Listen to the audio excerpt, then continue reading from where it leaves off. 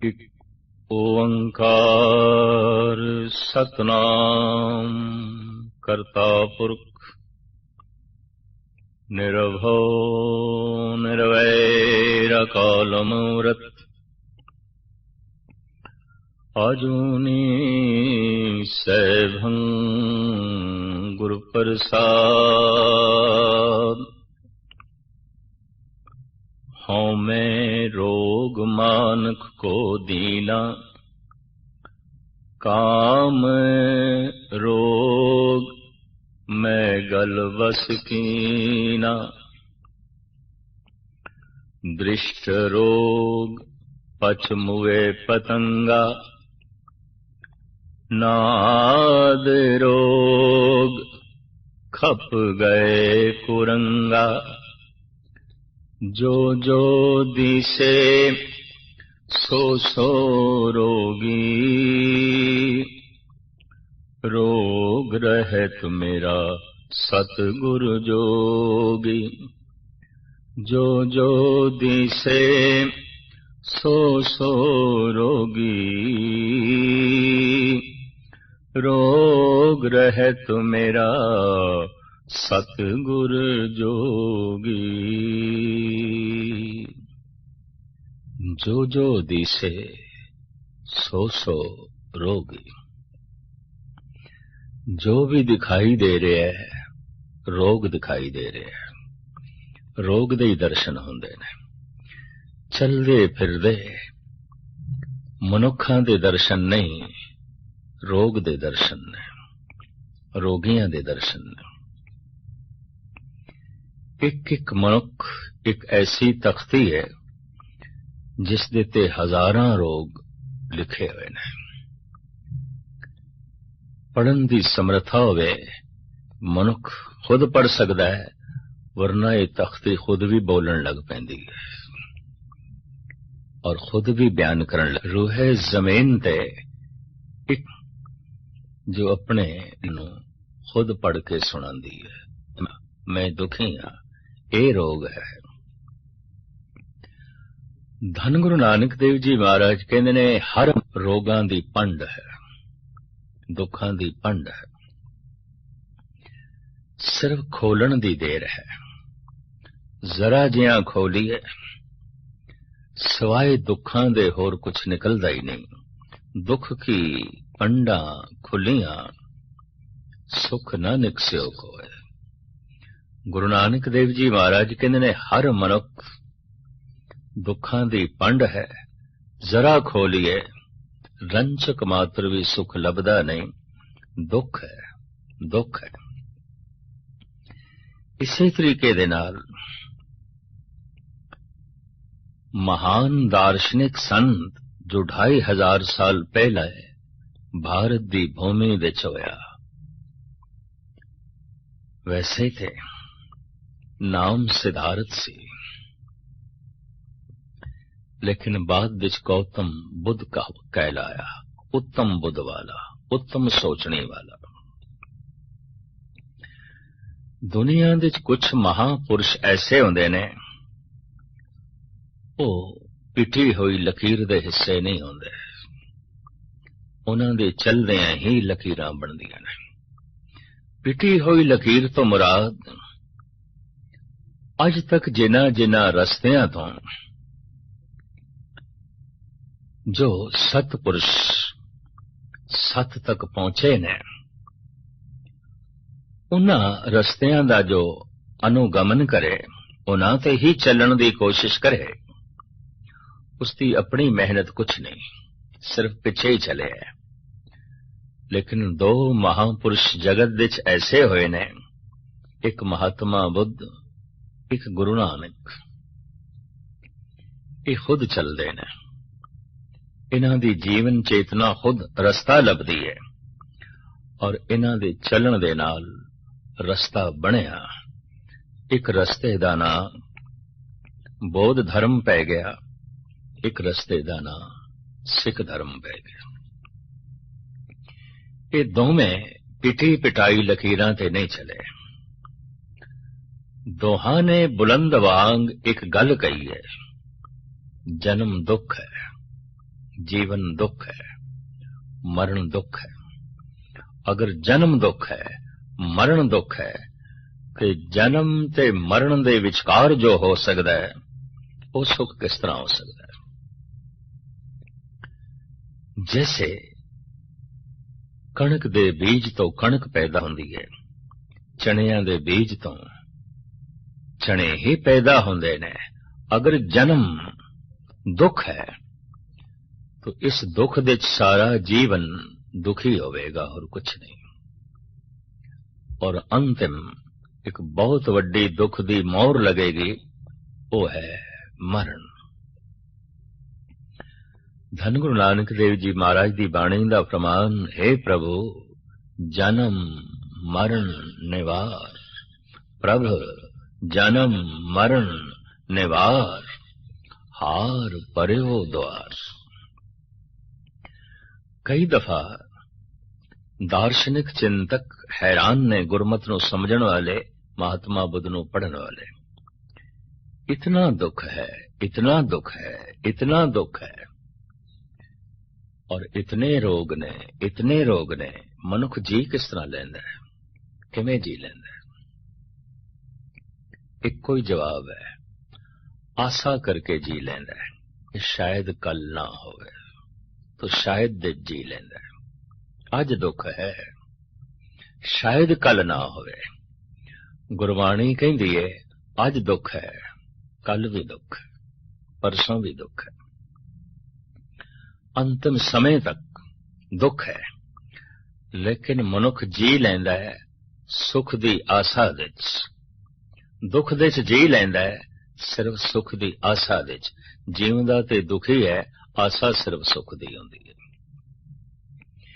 इस वास्ते गुरबाणी दा ये महावाक है, धन गुरु नानक देव जी महाराज दा ये महावाक, आशा मनसा बंधनी भाई, करम धर्म बंधकारी। आशा ते एक बहुत वड्डा बंधन है, जिवाई जाएगी दुख दे च, जिवाई जाएगी। इस तो ते फिर छुटकारा होना ही कठिन है। और आशा करके जिहड़े धार्मिक कर्म कीते वो भी बंधन बनन गए।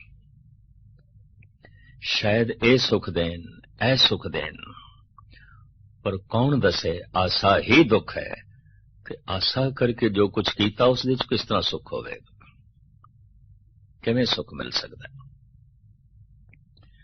धन गुरु नानक देव जी महाराज कहंदे ने, आशा विच अत दुख घाना मनमुख चित लाया। जिसने अपने मन नूं सामने रखिया, अपनी सोच नूं सामने रखिया, सारा जीवन आशा दे च बतीत करदा है, पर सारा जीवन फिर दुख दे च बतीत करदा है, क्योंकि सुख दी ते सिर्फ आशा है, कोल ते उसदे दुख है। एक विद्वान दा ऐसा कहना है कि एक रिष्ट पुष्ट शरीर गालबन 40 दिन रोटी तो बिना जी सकता है। उहदे शरीर दे अंदर इतनी चर्बी है, उहदे शरीर दे अंदर रिजर्व भोजन इतना पिया है कि इनू 40 दिन जिंदा रख सकता है। एक मनुख दरमियानी शरीरक श्रृंखला रखण वाला 40 दिन रोटी तो बिना जी सकता है। गालबन 3 दिन पानी तो बिना भी जी सकता है। प्राणायाम दी साधना करने वाले कहते ने 8 मिनट श्वासां तो बिना भी जी सकता है। श्वास बड़े कीमती, पानी बड़ा कीमती, रोटी बड़ी कीमती, पर रोटी दा 40 दिन त्याग किया जा सकता है, पानी दा 3 दिन त्याग किया जा सकता है, श्वासां दा भी 8 मिनट त्याग किया जा सकता है। तो एक गल स्पष्ट हो गई कि मनुख 40 दिन रोटी तो बिना जी सकता है, 3 दिन पानी तो बिना जी सकता है, 8 मिनट श्वासां तो बिना भी जी सकता है, लेकिन आशा तो बिना तो 1 सेकंड भी नहीं जी सकता। प्राणायाम दी साधना भी आशा करवाएगी। सब कुछ आशा दे बंधन, दुखां दे बंधन बन जाते ने। क्यों? अगर ये आस ही छड़ दईए है ही नहीं सुख, है ही नहीं सुख। शायद कोई नवी दुनिया उहदे द्वार खुलन, शायद कोई ऐसा जगत होवे जिथे सुख होवे। पर जैसा जीवन है, जैसा जगत है, जैसे जीवन शैली है, इहदे सुख दी आसा नूं संजो के रखना, ਇਹ ਤੇ ਹਥਕੜੀਆਂ ਨੂੰ ਕੰਗਣ ਸਮਝਣਾ ਹੈ, ਇਹ ਤੇ ਬੇੜੀਆਂ ਨੂੰ ਝਾਂਜਰ ਸਮਝਣਾ ਹੈ, ਇਹ ਤੇ ਜੇਲ੍ਹ ਨੂੰ ਆਪਣਾ ਘਰ ਸਮਝਣਾ ਹੈ। ਔਰ ਆਲਮ ਐਸਾ ਕਹਿੰਦੇ ਨੇ, ਲੰਬੀ ਕੈਦ ਦੀ ਸਜ਼ਾ ਭੋਗਣ ਵਾਲੇ ਉਮਰ ਕੈਦੀ ਕਈ ਦਫਾ ਵਾਕਈ ਜੇਲ੍ਹ ਦੀ ਤੰਗ ਤਾਰੀਕ ਕੋਠੜੀਆਂ ਨੂੰ ਆਪਣਾ ਘਰ ਹੀ ਸਮਝ ਲੈਂਦੇ। बेड़ियां ते हथकड़ियां नूं भूषण समझ लेंदे ने। अगर बेड़ियां ते भूषण, हथकड़ियां भूषण दिखाई दे रही हैं, गहने दिखाई दे रही ने, तो इन्हां बेड़ियां नूं तोड़ना औखा है। बेड़ियां तोड़ियां जा सकदियां अगर बेड़ियां बेड़ियां दिखाई देन, हथकड़ी कट्टी जा सकदी अगर हथकड़ी हथकड़ी दिखाई दे। पर जे हथकड़ी कंगन दिखाई दे रही है, जेल दी तंग तारीक कोठड़ी अपना घर दिखाई दे रहा है, तो कौन आजाद कराएगा? ते आजादी दी तमन्ना भी किस तरह पैदा होगी? मनुख दे अंदर जिहड़ी धर्म दी प्यास नहीं पैदा हो रही, धर्म दी तमन्ना नहीं पैदा हो रही, अधर्म ही घर बन गया। हुण धर्म दी तमन्ना किथे? औगण ही भूषण बन गए, ते हुण गुणा दी लोड़ किथे रह गई? अंधेरे दा जीवन हो गया, हुण रोशनी नूं की करना? मनुखी जगत दी ये सब तो वड्डी बदकिस्मती है। पशुआं दा विकास प्राकृतिक रूप दे च हो रहा है। पत्थर हजारां साल दी यात्रा तो बाद खाक बन जांदे ने। खाक हजारां साल दी यात्रा तो बाद बनस्पति बन जाती है, और बनस्पति हजारां साल की यात्रा तो बाद कीड़े मकोड़े पशु पक्षी बन जाती है, और पशु पक्षी हजारां साल की यात्रा तो बाद एक दिन मनुख बन जाते हैं। यात्रा बड़ी लंबी है। मनुख भी रस्ते दे च है, पशु भी रस्ते दे च ने, बनस्पति भी रस्ते दे च है, पत्थर भी रस्ते दे च ने। कई जन्म सैलगिर करया, जैसे राजपथ ते असी चल रही होवे, शाहराह ते जा रहे होइए। कोई साथों अगे है, कोई पीछे है, कोई बहुत पीछे है, कोई बहुत अगे है। इसी तरह कह सकते हैं पत्थर ते सब तो पीछे है। पशु दे भी वैसे अखरी अर्थ ने जो पास दे च है, पिछे है। मनुख पशुआं नूं ते पिछे छोड़ आया है, पर परमात्मा होना अजे बाकी है। छोड़ आया है पशुआं नूं पिछे, लेकिन पिछे दी खिच बड़ी है, पिछे दी तलब बड़ी है। पिछला जीवन अचेत जीवन सी, ते अचेत जीवन दे च दुख नहीं सी। जैसे बेहोश मनुख दर्द ते पीड़ा तो बालातर हो जाता है। पीड़ा ते चल रही है, वेदना ते चल रही है, पर पीड़ा महसूस हो सके वो महसूस करने दा मादा ही सुत्ता होया है। जो पीड़ा नूं महसूस ही नहीं कर सकता, तो फिर पीड़ा तो छुटकारे दा साधन जुटाना ते बहुत कठिन है, कठिन है। कदी कदी मनुख थोड़ा सुचेत होंदा है, पीड़ा महसूस होंदी है, मनुख फिर अचेत होंदा है। अफीम खा के, गांजा खा के, सुल्फा पी के, शराब पी के, भंग पी के, या इंज कह लो सियाणा मनुख जो थोड़ा सुचेत हो गया है, या ते फिर बिल्कुल इस जीवन तो छाल मार के अगे लंघ जाए, यह थोड़ा जिहा जो सुचेत होया अचेत होवे, इस तो बिना जी नहीं सकेगा, नहीं जी सकेगा। या तो अचेत होवे, या तो फिर नशा करके अचेत हो जाए, जैसे पशु अचेत है, वो दुख नहीं महसूस करता। पशु ते परिवारक जिम्मेवारी भी नहीं है, क्यों? परिवार की समझ ही कोई नहीं। भैन सामने खड़ी है, पशु नूं कोई समझ नहीं। भरा सामने खड़ा है, पशु नूं कोई समझ नहीं। नानके दादके सौरे सारे संबंध मौजूद ने, समझ नहीं। तो परिवारक जिम्मेवारी दा बोझ पशु चुकदे नहीं, क्योंकि समझ नहीं। समाजक जिम्मेवारी दा बोझ पशु चुकदे नहीं, क्योंकि समझ नहीं। राजनैतिक जिम्मेवारी दा बोझ पशु चुकदे नहीं, क्योंकि समझ नहीं। ते धार्मिक जिम्मेवारी नूं पशु निभांदे नहीं, क्योंकि समझ नहीं। इस वास्ते पशु सुखी है। कई दफा मनुख अचेत इस वास्ते होना चाहता है, मैं भुल जावां समाजिक जिम्मेवारियां नूं, मैं भुल जावां धार्मिक जिम्मेवारियां नूं, मैं भुल जावां राजनैतिक जिम्मेवारियां नूं, मैं फिर पशु हो जावां, मैं फिर पशु हो जावां। सुख या ते अचेत होण दे च है, या परम सुचेत पूर्ण सुचेत होण दे च है, अर्ध चेतन दे च नहीं है। अर्ध चेतन दे च नहीं है। अर्ध चेतन ते अधरंग है, एक लत कम कर दी दूसरी नहीं, एक बांह कम कर दी दूसरी नहीं।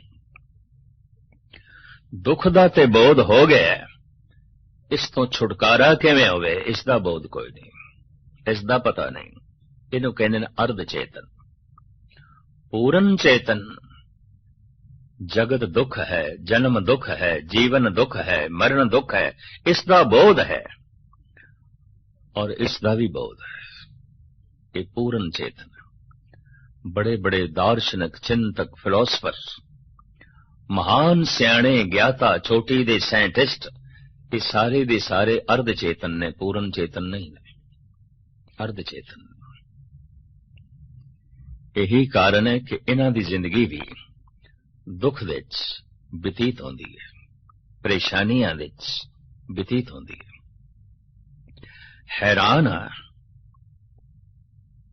कि कवियां विचों सिरमौर कवि, चाहे हिंदी दे ने, पंजाबी दे ने, उर्दू दे ने या इंग्लिश दे ने, किसी भी भाषा दे चिंतक कवि, दार्शनिक कवि, ये कोई समाधि लीन नहीं मिलणगे, शराब खानियां च मिलणगे, पब विच बैठे मिलणगे, झूमदे मिलणगे, डगमगांदे मिलणगे। इन्हां दी कविता पढ़ के जिंदगी नूं संभलण दी प्रेरणा मिलदी है, पर जिन्हां दी कविता जिंदगी दे संभलण दी प्रेरणा दे रही है, खुद डगमगा के गिरे हुए ने, गिरे हुए ने, गिरे हुए ने। क्यों? अर्ध चेतन ने। या ते पूरा अचेत है, पशु सुखी होवेगा, या पूर्ण सुचेत है, ब्रह्म ज्ञानी संत आनंदित होवेगा। अर्ध चेतन ते दुखी होवेगा। अर्ध चेतन नूं जिम्मेवारी निभाणी पैंदी है समाज दी, अर्ध चेतन नूं जिम्मेवारी निभाणी पैंदी है परिवारक, राजनैतिक। अर्ध चेतन दे सामने धार्मिक जिम्मेवारियां भी ने। जद ये सब कुछ बोझ की तरह महसूस करता है, तो फिर पशु हो जाना चाहता है, फिर पशु हो जाना चाहता है। भावें प्रकृति ने इसनूं मनुष्य बनाया, कि फिर पशु हो जाना चाहता है। कारण सुख या पशु होण दे च है, आनंद या परम सुचेत होण दे च है। मनुख ते दुखी रहेगा, मनुख अर्ध चेतन है। ये मनुख चाहे दार्शनिक है, चाहे फिलोसफर है, चाहे साइंटिस्ट है, चाहे चोटी दा हुक्मरान है, चोटी दा सियाणा है, चाहे प्रजा दे चों है, चाहे हुक्मराना दे चों है, सब दुखी ने, सब दुखी ने, सब दुखी ने। फर्क सिर्फ इतना है, कुछ कबूल कर लेंदे ने, कुछ कबूल नहीं कर देने। मेरे देखे महान सियाणे कबूल कर लेंदे ने, महामूर्ख कबूल नहीं करते। और फिर जीवन दुख विच बतीत होंदा है। जद मैं बेड़ियां नूं बेड़ियां ही नहीं मनदा, जद मैं जेल नूं जेल ही नहीं मनदा, जद मैं हथकड़ियां नूं हथकड़ियां ही नहीं मनदा, तो इन्हां नूं तोड़ के आजाद होने दा फिर ते ख्याल भी नहीं पैदा हो सकता, फिर ते यतन ते कोशिश भी नहीं हो सकती। तो मनुखता ऐसा यतन कर रही होवे, दिखाई नहीं दे रही। जगत ते दुख है। बाबा फरीद कहते ने, आम लोकां दी तरह मैनू भी एक भुलेखा सी।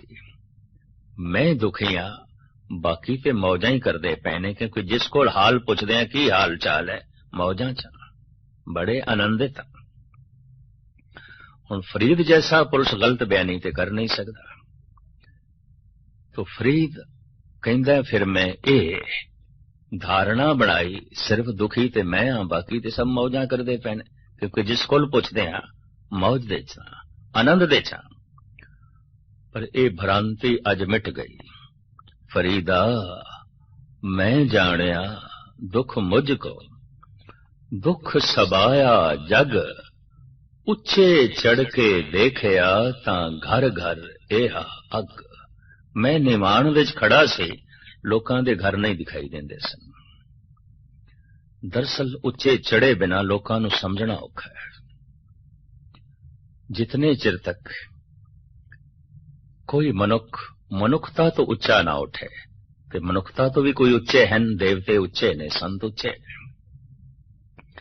जद कोई समझ नूं उच्चा करदा है, मनुख दी समझ तो उच्चा करदा अपने आप नूं, फिर उच्चे चढ़ के देखिया तां घर घर एहा अग। जैसे उच्ची इमारत ते खड़े हो जाइए ते सारा शहर दिखाई देंदा है। किस किस घर दे धुआं निकल रहा है, यह भी दिखाई देंदा है। सारे घरां दे धुआं निकल रहा होवे, यह भी दिखाई देंदा है। बाबा फरीद कहंदे ने, ज्यों मैं उच्चा चढ़िया, हर घर दे भांबड़ बलदे हुए दिखाई दिते। हर मनुख दुखां दी भट्ठी विच जल रहा है, सड़ रहा है, पीड़ित है। ये पीड़ा राज सता नाल भी नहीं मिटनी। अगर मिट जाती तो सिंघासन छोड़न दी लोड़ नहीं सी गौतम बुद्ध नूं, भरतरी नूं, गोपी चंद नूं। ये पीड़ा परिवारक संबंधां नाल भी नहीं मिटेगी, वरना सारे गृहस्थी सुखी होने चाहिए सन। ये गल वखरी है कि परिवार दे सारे संबंध मनुख ने इसे ही कल्पना करके जोड़े ने कि सुखां दे संबंध ने। और ये हकीकत है, मनुख नूं पुत्र दी लोड़ नहीं, बिल्कुल लोड़ नहीं है, सुख दी लोड़ है। उसे पुत्र तो पीड़ा मिलन लग पवे, दुख मिलन लग पवे, संबंध दुश्मनी विच बदल जाते हैं, रिश्तिਆਂ दराड़ पै जाती है। मनुख नूं भरा नहीं चाहिए, सुख चाहिए। अगर भरा तो दुख मिल रहा है तो भाईचारा खत्म हो गया, सामने तो दुश्मन खड़ा है। मनुख नूं मां बाप भी नहीं चाहिए, सुख चाहिए। मां तो पीड़ा मिल रही है, पिता तो दुख मिल रहा है। संबंधां विच विछिन्न होंदे जद कोई मां पुत्र दे समाजिक जीवन विच बहुत मदाखलत करन लग पवे, और ये मदाखलत जद उसनूं दीवार की तरह खड़कदी है, तो पुत्र भी समझ लेंदा है कि मां मेरे लिए बाधा है, ये ना होवे तो ठीक है, एक पासे हो जाए तो ठीक है। और इसे तरीके नाल मनुख नूं पिता नहीं चाहिए, सुख चाहिए। मनुख नूं मित्र नहीं चाहिए, सुख चाहिए। मनुख नूं पत्नी भी नहीं चाहिए, सुख चाहिए। यूरोप विच गालबन 45% शादियां तलाक हो जांदियां, और अमेरिका के कैलीफोर्निया सूबे विच 83% शादियां तलाक हो जांदियां, टुट जांदियां, एक सूबा। कारण मनुख नूं पति नहीं चाहिए, पत्नी नहीं चाहिए। हकीकत है, चाहे कोई कितना आखे मैनू पत्नी नाल बहुत प्यार है, ਪਤੀ ਨਾਲ ਬੜੀ ਗਹਿਰੀ ਸਾਂਝ ਹੈ। ਮਨੁੱਖ ਨੂੰ ਪਤਨੀ ਨਹੀਂ ਚਾਹੀਦੀ, ਸੁਖ ਚਾਹੀਦਾ ਹੈ। ਮਨੁੱਖ ਨੂੰ ਪਤੀ ਨਹੀਂ ਚਾਹੀਦਾ, ਸੁਖ ਚਾਹੀਦਾ ਹੈ। ਪਤਨੀ ਤੋਂ ਦੁੱਖ ਮਿਲ ਰਿਹਾ ਹੈ, ਪਤੀ ਤੋਂ ਕਲੇਸ਼ ਮਿਲ ਰਿਹਾ ਹੈ। ਰਿਸ਼ਤਿਆਂ ਦੇ ਦਰਾੜ ਪੈਂਦੇ ਤੇ ਤਲਾਕ ਤੱਕ ਨੌਬਤ ਪਹੁੰਚਦਿਆਂ ਦੇਰ ਨਹੀਂ ਲੱਗੇਗੀ। ਮਨੁੱਖ ਨੂੰ ਧਨ ਵੀ ਨਹੀਂ ਚਾਹੀਦਾ, ਸੁਖ ਚਾਹੀਦਾ ਹੈ। ਕਿਸੇ ਡਾਕੂ ਨੇ ਸੀਨੇ ਦੇ ਉੱਤੇ ਆ ਕੇ ਪਿਸਟਲ ਰੱਖਿਆ ਔਰ ਆਖਿਆ ਜੇਬ ਦੇ ਚ ਜਿਤਨਾ ਧਨ ਹੈ ਦੇ। ਅਗਲਾ ਕਹਿੰਦਾ ਇਹ ਲੈ, ਛੱਡ ਮੈਨੂੰ। ਮਨੁੱਖ ਨੂੰ ਧਨ ਵੀ ਨਹੀਂ ਚਾਹੀਦਾ, ਸੁਖ ਚਾਹੀਦਾ ਹੈ। ਮਨੁੱਖ ਨੂੰ ਜੀਵਨ ਨਹੀਂ ਚਾਹੀਦਾ, ਜ਼ਿੰਦਗੀ ਨਹੀਂ ਚਾਹੀਦੀ, ਸੁਖ ਚਾਹੀਦਾ ਹੈ। ਜਿਸ ਦਿਨ ਪਤਾ ਚੱਲ ਜਾਏ ਜ਼ਿੰਦਗੀ ਹੀ ਪੀੜਾ ਹੈ, ਜ਼ਿੰਦਗੀ ਹੀ ਦੁੱਖ ਹੈ, ਤਾਂ ਖੁਦਕਸ਼ੀ ਕਰਦਿਆਂ ਵੀ ਦੇਰ ਨਹੀਂ ਲੱਗਦੀ, ਆਤਮ ਹੱਤਿਆ ਕਰਦਿਆਂ ਵੀ ਦੇਰ ਨਹੀਂ ਲੱਗਦੀ, ਜ਼ਿੰਦਗੀ ਨੂੰ ਛੋੜਦਿਆਂ ਵੀ ਦੇਰ ਨਹੀਂ ਲੱਗਦੀ। ਮਿਲਣਗੇ ਇਸ ਤਰ੍ਹਾਂ ਦੇ ਦੁਨੀਆ ਦੇ ਬੰਦੇ। ਕਿਸੇ ਨੇ ਮਾਂ-ਬਾਪ ਨੂੰ ਛੋੜਿਆ, ਕਿਸੇ ਨੇ ਭਰਾ ਨੂੰ ਛੋੜਿਆ, ਕਿਸੇ ਨੇ ਮਿੱਤਰਾਂ ਨੂੰ ਛੋੜਿਆ, ਕਿਸੇ ਨੇ ਪੁੱਤਰਾਂ ਨੂੰ ਛੋੜਿਆ, ਕਿਸੇ ਨੇ ਪਤਨੀ ਨੂੰ ਛੋੜਿਆ, ਕਿਸੇ ਨੇ ਪਤੀ ਨੂੰ ਛੋੜਿਆ, ਕਿਸੇ ਨੇ ਧਨ ਸੰਪਦਾ ਨੂੰ ਛੋੜਿਆ, ਪਰ ਕਿਸੇ ਨੇ ਤੇ ਆਪਣੀ ਜ਼ਿੰਦਗੀ ਨੂੰ ਹੀ ਛੋੜ ਦਿੱਤਾ, ਉਹਦਾ ਹੀ ਤਿਆਗ ਕਰ ਦਿੱਤਾ। ਨਹੀਂ ਚਾਹੀਦੀ ਹੈ ਜ਼ਿੰਦਗੀ। ਪ੍ਰਾਣਾਂ ਦੇ ਚ ਪਿਆਸ ਤੇ ਹੈ ਸੁਖ ਦੀ, ਤਲਾਸ਼ ਤੇ ਹੈ ਸੁਖ ਦੀ, ਪਰ ਝੋਲੀ ਦੇ ਸਿਵਾਏ ਦੁੱਖਾਂ ਤੋਂ ਹੋਰ ਹੈ ਕੁਛ ਨਹੀਂ। ਕਹਿੰਦੇ ਨੇ ਤਲਾਸ਼ ਹੀ ਲਾਜ਼ਮੀ ਨਹੀਂ, ਤਲਾਸ਼ ਸਹੀ ਥਾਂ ਤੇ ਕੀਤੀ ਜਾਏ ਇਹ ਵੀ ਬੜੀ ਲਾਜ਼ਮੀ ਹੈ। ਜੈਸੇ ਕੋਈ ਰੇਤ ਨੂੰ ਕੋਲੂ ਦੇ ਚ ਪਾ ਕੇ ਤੇਲ ਕੱਢਣ ਦੀ ਕੋਸ਼ਿਸ਼ ਕਰੇ, ਚਾਹੀਦਾ ਤੇ ਤੇਲ ਹੈ, ਪਰ ਰੇਤ ਨੂੰ ਪੀਣ ਨਾਲ ਤੇਲ ਨਹੀਂ ਮਿਲਦੇ, ਤਿਲਾਂ ਨੂੰ ਪੀਣ ਨਾਲ ਤੇਲ ਮਿਲਦੇ ਨੇ। ਤਲਾਸ਼ ਤੇ ਠੀਕ ਹੈ, ਚਾਹਤ ਤੇ ਠੀਕ ਹੈ, ਪਰ ਚਾਹਤ ਦਾ ਠੀਕ ਹੋਣਾ ਹੀ ਕਾਫੀ ਨਹੀਂ। ਚਾਹਤ ਦੀ ਜਿੱਥੋਂ ਸਹੀ ਢੰਗ ਨਾਲ ਪੂਰਤੀ ਹੋ ਸਕਦੀ ਹੈ, ਇਸ ਦਾ ਬੋਧ ਹੋਣਾ ਵੀ ਬੜਾ ਲਾਜ਼ਮੀ ਹੈ, ਬਹੁਤ ਲਾਜ਼ਮੀ ਹੈ। ਇਸ ਵਾਸਤੇ ਕਹਿੰਦੇ ਨੇ ਇੱਕੋ ਹੀ ਦੁੱਖ ਹੈ ਅਗਿਆਨ, ਇੱਕੋ ਹੀ ਪੀੜਾ ਹੈ ਅਗਿਆਨ, ਇੱਕੋ ਹੀ ਔਗਣ ਹੈ ਅਗਿਆਨ, ਇੱਕੋ ਹੀ ਪਾਪ ਹੈ ਅਗਿਆਨ, ਔਰ ਇੱਕੋ ਹੀ ਜ਼ਿੰਦਗੀ ਦੀ ਮੁਸੀਬਤ ਹੈ ਅਗਿਆਨ, ਇੱਕੋ ਹੀ ਮੂਰਖਤਾ ਹੈ ਅਗਿਆਨ, और ਇੱਕੋ ਹੀ आनंद है ज्ञान। ज्ञान ही भगवान है, वेद ही भगवान है। भारत ਦੇ ऋषि बहुत प्राचीन समय तो कह रहे हैं ज्ञान ही भगवान है। धन गुरु गोबिंद सिंह जी महाराज कहते हैं ज्ञान गुरु आत्म उपदेशो नाम विभूत लगाओ। ज्ञान परमात्मा है, ज्ञान गुरु है। ज्ञान भगवान है तो फिर अज्ञान शैतान है। अज्ञान दे च जीना शैतानियत दे जीना है, ज्ञान दे च जीना भगवान दे जीना है। शैतानियत दुख है, शैतानियत पीड़ा है, शैतानियत कलेश है। इसनों मिटाए बिना जीवन दा सुखी होना, आनंदित होना कठिन है, कठिन है।